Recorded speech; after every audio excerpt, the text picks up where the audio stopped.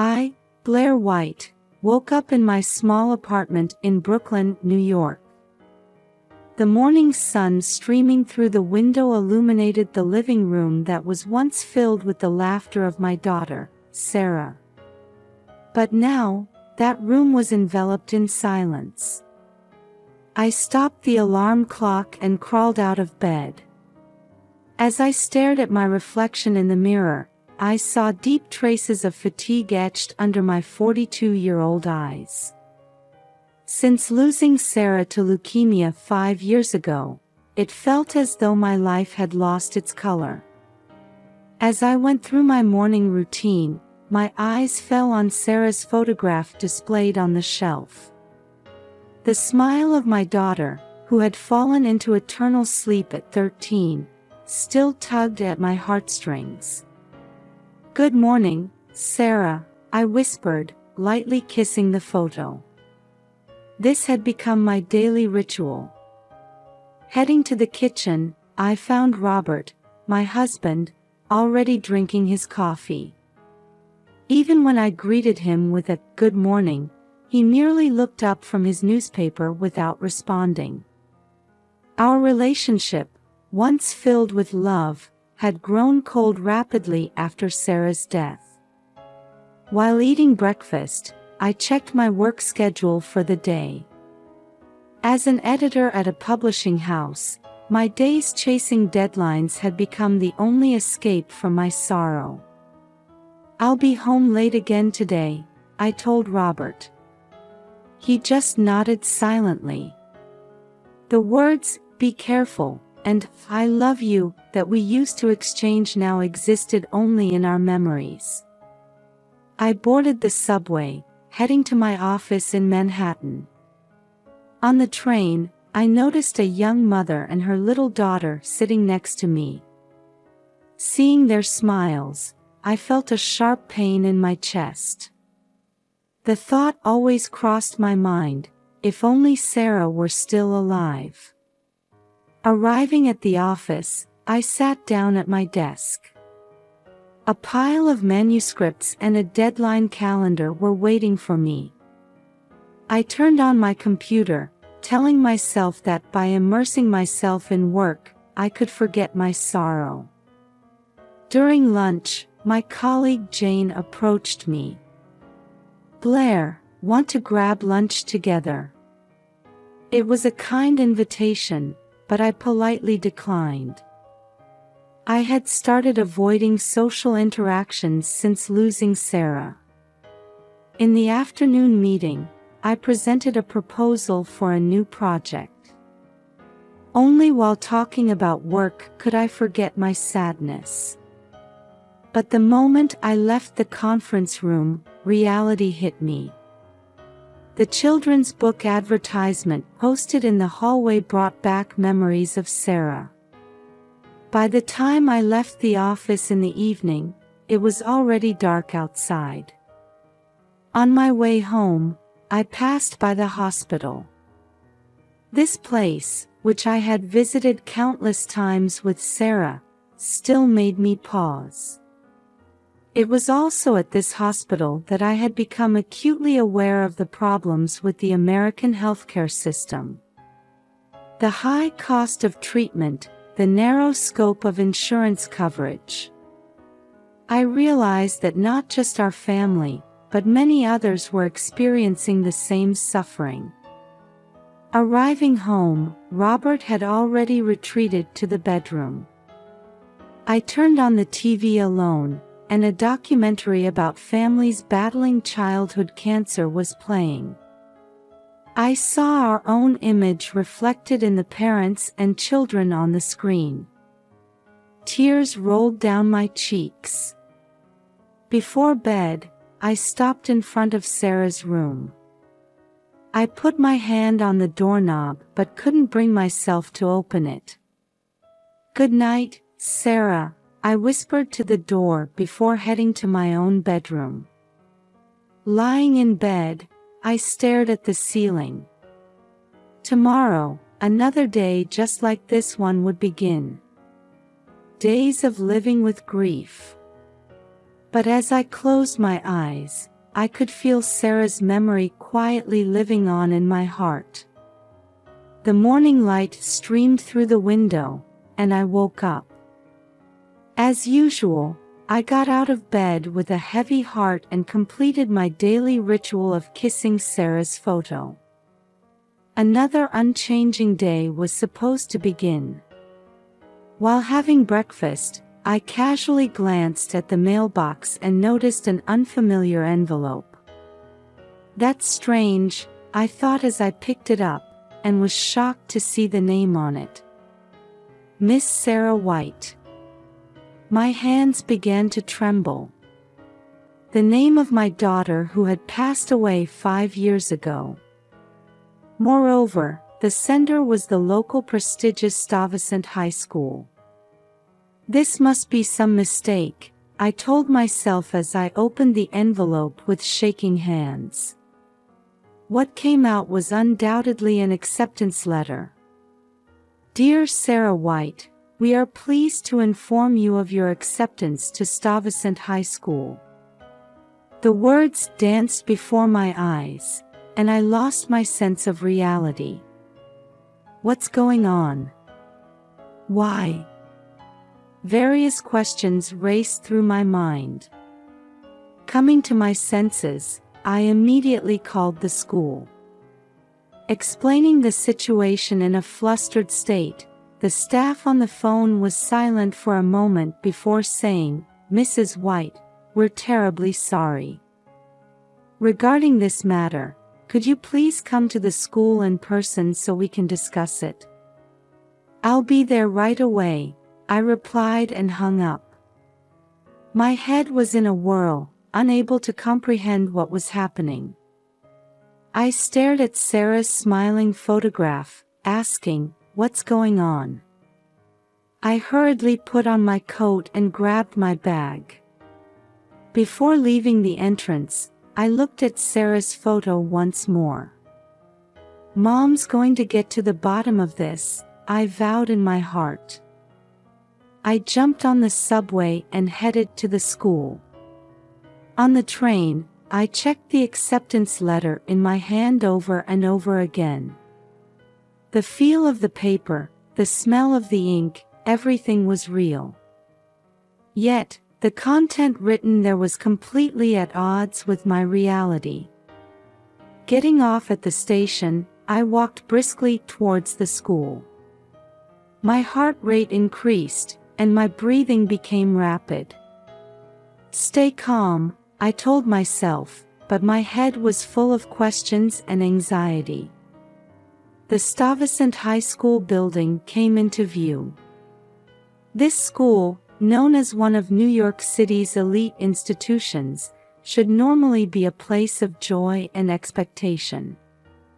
But for me now, it was only a symbol of mystery and anxiety. I took a deep breath in front of the school gate to calm myself. "Sarah, Mom's going to uncover the truth," I whispered in my heart as I stepped into the school with heavy feet. After explaining the situation at the reception, the staff looked at me with sympathetic eyes and said, "We've been expecting you. Please, this way." Walking down the hallway, I saw students' artwork and awards displayed on the walls. All things Sarah never got to experience. With a heavy heart, I knocked on the door of the room I was guided to. In response to a "Come in," I entered the room, and a middle-aged woman stood up to greet me. "Mrs. White, we've been expecting you." "I'm Meryl Thompson, the vice principal." Prompted to sit down, I took a seat with a tense expression. Meryl took a deep breath and began, "Mrs. White, actually." At that moment, I intuitively felt that my life was about to change dramatically. Meryl Thompson's voice echoed in the quiet conference room. "Mrs. White, actually." At these words, my heart began to race. This acceptance letter was indeed issued in the name of Sarah White. However, it's... Meryl continued, choosing her words carefully. It's for another child of your husband, Robert White. I was at a loss for words. My mind went blank, and I started to hear a ringing in my ears. Another child, was all I managed to utter. Meryl looked at me with sympathetic eyes and slowly continued her explanation. Mrs. White, we only became aware of this situation recently. In fact, Robert White has twin sons.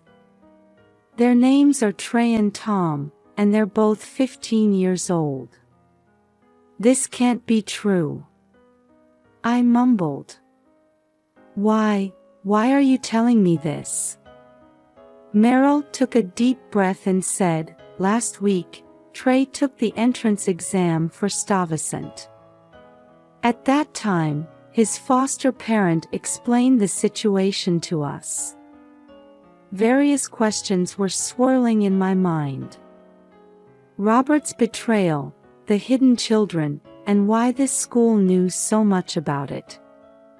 Trey's mother knew about your existence. And she decided it was time to tell Trey the truth. Meryl continued. She wanted to reveal everything on this occasion. That's why she told us the details as well. I sank deep into my chair. But, why under Sarah's name?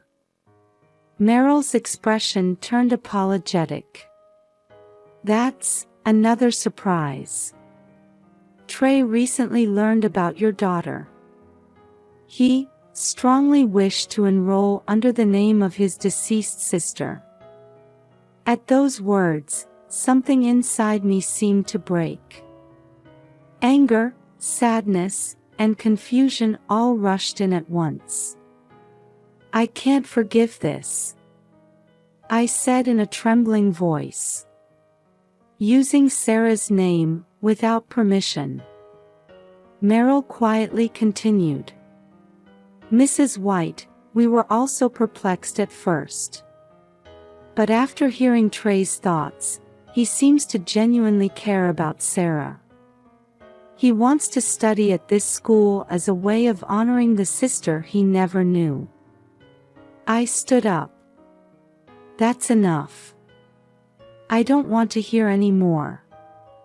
Meryl hurriedly said, Mrs. White, we understand the complexity of this situation.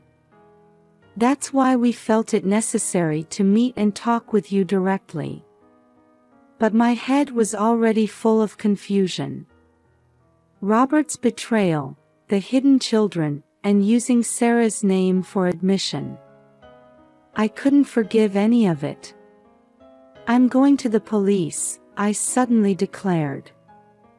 Meryl looked surprised. The police? Mrs. White, this is a family matter. Family? I gave a bitter laugh. I no longer know what family means. Robert has been deceiving us for years. This is a crime. Meryl said quietly, Mrs. White, I understand how you feel.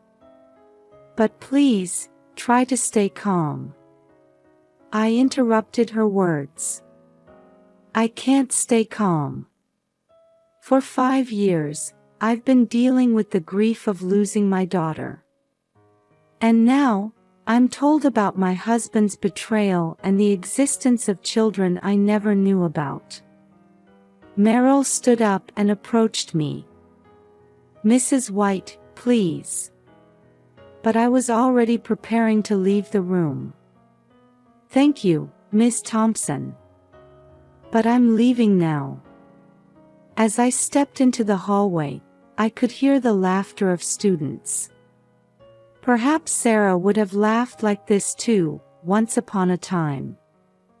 That thought squeezed my heart even tighter. Leaving the school gates, I stepped out onto the street. People were going about their day as usual, but my world had completely changed. I took out my cell phone and looked up the number for the local police station. I hesitated whether I should report this. However, I couldn't easily forgive such deception. Taking a deep breath, I started walking towards the police station. In my mind, Sarah's smile, Robert's betrayal, and the existence of sons I never knew about were all swirling together dizzily. The police station came into view. I stopped in front of the entrance and took another deep breath. "Sarah, Mom's going to uncover all the truth," I vowed in my heart as I pushed open the heavy door. As I opened the door to the police station, a blast of cold air conditioning brushed my cheeks. After briefly explaining the situation at the reception, a young female officer guided me to a small interview room. "Mrs. White, I'm Detective Jones. Please, tell me what's happened." Her voice was calm, which made me feel a bit more at ease. I took a deep breath and began explaining the shocking facts I had heard from Meryl Thompson at the school. As I spoke, I felt as if I was hearing my own voice from a distance. Was this really happening in my life? Detective Jones listened carefully, but in the end, she sighed. "Mrs. White, I understand how you feel. However, legally speaking." "You mean it's not a crime?" I said bitterly. "Infidelity itself is not a crime. However, if there's a possibility of bigamy, that's different." Detective Jones was choosing her words carefully. I held my head in my hands. "So the police won't do anything?" "We can investigate, but this is primarily a civil matter. I recommend you consult with a lawyer." As I left the police station, I was overcome with a sense of defeat. However, I couldn't give up. I took out my smartphone and started searching for private detective agencies. A few hours later, I was sitting in a small office in Manhattan, face to face with a middle-aged private detective named Mike Harris. "Mrs. White, don't worry. We'll uncover the truth," Harris said confidently, which gave me a glimmer of hope. "Please do. I have the right to know the truth." From that day on, my days became a mix of work and searching for the truth. While waiting for reports from Detective Harris, I started my own investigation. As I researched statistics on infidelity and divorce on the internet, I was shocked by the current situation in America. About 50% of marriages end in divorce, and over 20% of those are due to infidelity. The thought that we might just become part of these statistics made me sad. A week later, I received a call from Detective Harris. "Mrs. White, I've got some important information. Can we meet?" When I rushed to his office, Detective Harris spread some photos on his desk. These are Trey and Tom. The 15-year-old boys in the photos indeed resembled Robert. I felt a tightness in my chest. Their mother's name is Lisa Johnson. It seems she had a relationship with Robert 20 years ago. 20 years ago. I mumbled. Before we met. Detective Harris continued. Lisa got pregnant, but Robert didn't take responsibility. She raised the twins alone, but when things got financially tough, she contacted Robert about 5 years ago. 5 years ago. A flash of realization hit me. Around the time Sarah passed away. Yes. Robert learned about Trey and Tom's existence and started providing financial support secretly. But he kept it from you. Everything started to make sense. Robert's sudden increase in overtime, mysterious expenses, and the distance between us. But why now? Lisa has fallen seriously ill and was worried about the children's future. She probably wanted Robert to take full responsibility. I sank deep into my chair. For the past 20 years, another family had existed without my knowledge. The reality of single parents in America crossed my mind. About 30% of all households are single-parent families, and many of them face financial difficulties. Lisa must have been part of those statistics. Mrs. White, Detective Harris said quietly. What do you want to do next? I took a deep breath. I'm going to meet them. Trey and Tom, and Lisa.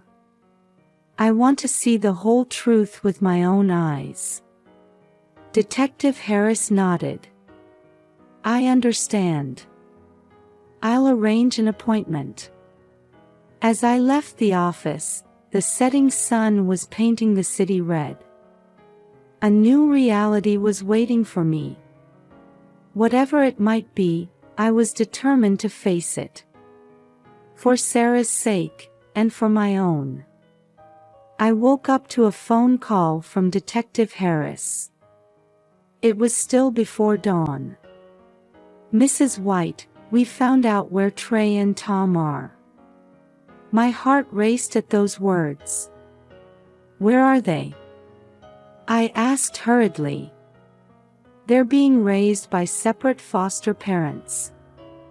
It seems Lisa Johnson became seriously ill and entrusted the children to foster care. I gasped. Separately? But why? It's often difficult to place siblings in foster care together. I'll explain the details when we meet. That afternoon, I was standing in a quiet residential area in the suburbs of New York. This was the house where Trey was said to be living. Taking a deep breath, I rang the doorbell. The door opened, and a warm-looking middle-aged woman appeared. Mrs. White. Welcome. I'm Carol, Trey's foster mother. I was shown into the living room, and there I met Trey for the first time. He looked just like Robert. Hello, Mrs. White, his voice was surprisingly calm. Trey. I was at a loss for words. When I found out about you. You must have been surprised, Trey finished my sentence. I couldn't believe it at first either. But when I learned about Sarah, my sister, I wanted to meet you. Carol quietly added an explanation. Trey came to us 3 years ago. His mother Lisa was seriously ill. But why foster care? I couldn't help but ask. Trey answered, Mom wanted to give us a stable environment. But with her illness, it was difficult on her own. As I listened, I keenly felt the complexity of the American foster care system. The fact that about 400,000 children use the foster care system every year. Among them, Trey seemed to have been placed in a relatively good environment. Tom, where is your brother? I asked nervously. Trey's expression clouded. Tom, his situation is different from mine. The next day, I was standing in front of a rundown apartment in the Bronx. This was where Tom was said to be. When I knocked on the door, a man with an unkempt beard appeared. What do you want? His tone made me flinch. "I've come to see Tom." "Tom." The man reluctantly opened the door. The room inside was messy, and the smell of alcohol lingered in the air. From the back room, a thin boy appeared. "Who?" His voice was feeble. "Tom." I stumbled over my words. How should I introduce myself? Tom stared at me intently. "You're Blair, aren't you?" Those words tugged at my heart. "Yes, I've come to see you." As we talked, Tom's situation became clear. His foster parent had taken him in for the purpose of collecting child support. He wasn't even given proper meals, and sometimes there was even violence. I remembered the statistic that about 670,000 children in America suffer from abuse each year. And here was one of them. My son. "Tom, do you want to leave this place?" I suddenly asked. Tom looked at me with surprise. "But I have nowhere to go. I'll figure something out." At that moment, my resolve solidified. The foster father easily agreed to give up Tom for money. We decided to handle the legal procedures later, and I took Tom out that very day. In the car, Tom silently looked out the window. "It's okay now." "You're safe," I said. He nodded slightly at my words. We arrived at a hotel, and while Tom was taking a shower, I called Trey. "I've taken Tom into protective custody." On the other end of the line, Trey let out a sigh of relief. "That's good, really good." That night, as I lay awake thinking about Tom sleeping in the next room, I couldn't sleep for a long time. I wondered what I should do from here on. But there was one thing I was certain about. I would never let these children be alone again. Looking at Sarah's photo, I made a vow. It looks like we have a new family now. Watch over us, okay? I woke up to the morning sun streaming into the hotel room. Tom was sleeping in the next room. I realized that last night's events weren't a dream. As we ate breakfast, my head was full of complex thoughts. The pain of losing Sarah was still raw. However, now in front of me were two boys who needed help. A strong feeling welled up inside me. I can't lose another child. I called Trey and proposed that we all live together. He hesitated a bit but eventually agreed. The next challenge was confronting Robert. Our meeting was filled with tension, but ultimately we agreed to divorce. On the day of our final discussion with Robert, his expression was deeply tinged with regret. "Blair, I'm truly sorry," his voice trembled. "At first, I kept quiet because I didn't want to cause you unnecessary worry. But I know now that was the worst choice I could have made." While I tried to maintain a calm exterior, inside I was seething with anger and sadness. "Why didn't you tell me earlier?" Robert heaved a deep sigh. "I was a coward. I knew how much you were suffering after Sarah passed away. I thought if I told you about this then, I'd lose you completely." I gave a bitter smile at his words. In the end, that choice tore us apart. Robert nodded. "I know. I've done something unforgivable. But Trey and Tom, please. Don't worry, I cut him off. I'll take care of them. You'll pay child support as part of the alimony.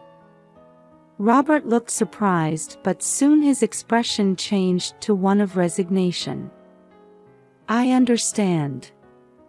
If that can be even a small atonement. After that, Robert began sending child support regularly. Sometimes he would inquire about Trey and Tom's well-being. Although he didn't meet them directly, he seemed to be trying to build a relationship little by little through letters and emails. While harboring complex feelings, I didn't completely cut off Robert's efforts. The children have the right to decide their relationship with their biological father for themselves. That was the conclusion I came to. The alimony will be used for Trey and Tom's care, I informed Robert. He nodded silently. I could see regret in his eyes, but it was too late. The legal procedures were more complex than I had anticipated. The adoption system in America is strict, especially when taking in children with no blood relation. However, with the advice of a lawyer, we overcame each obstacle one by one. Family court hearings, home studies, and countless document preparations. After going through all these processes, I was finally able to obtain legal custody of Trey and Tom. But this was just the beginning. Tom, in particular, suffered from night terrors and anxiety attacks due to his past trauma. I consulted specialists and learned about caring for children with trauma. We tried various therapies such as CBT, cognitive behavioral therapy, and EMDR, eye movement desensitization and reprocessing. At the same time, I started receiving counseling myself. Sarah's death, Robert's betrayal, and the sudden new family. I needed to face and process these events.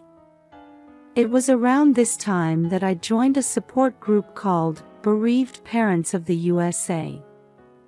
Meeting other parents who had lost children and sharing our experiences helped heal my emotional wounds little by little. Reconstructing our family was not easy. Trey and Tom also struggled to make up for the years they had spent apart. However, changes gradually occurred. Family meal times increased, and on holidays, we started going out to the park together. There were arguments at times, but including those, we were becoming a new family. Every time I look at Sarah's photo, my heart still aches. But at the same time, I felt as if she was watching over us. Sarah, Mom is doing her best. We're creating a new family with your brothers. Watch over us, okay? Sometimes I wondered if this decision was the right one.